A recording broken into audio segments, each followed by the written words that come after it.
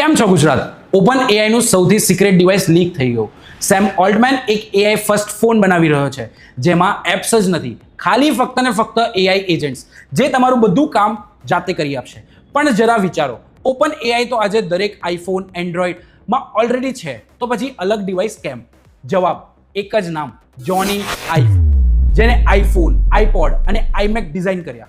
30 વર્ષ સુધી એપલમાં iconic designer same ઓલ્ટમેને એની company IO લગભગ $6.5 બિલિયન ખરીદી લીધી. અને હવે આઈવ એક નવો વિઝન ડિઝાઇન કરી રહ્યો છે જે સ્માર્ટફોનને જ રિપ્લેસ કરી શકે. પણ આ કામ સૌથી મુશ્કેલ છે. માર્ક ઝકરબર્ગનો ફેસબુક ફોન કેટલાક દિવસમાં બંધ થઈ ગયો. જેફ બેઝોસનો ફાયર ફોન મોટા નુકસાન સાથે ફેલ થયો. કારણ શું?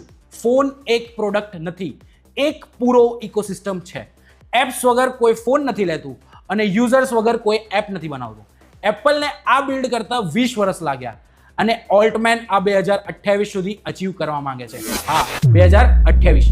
પણ જો કોઈ બધું બદલી શકે તો આ કોઈ હાર્ડવેર કંપની નથી, પણ એક એઆઈ કંપની છે જે રોજ એઆઈ સાથે કામ કરે છે. Big ambition. જો દુનિયાની સૌથી મોટી કંપની બનવું હોય તો ડિવાઇસ પણ બિલ્ડ કરવું જ પડે.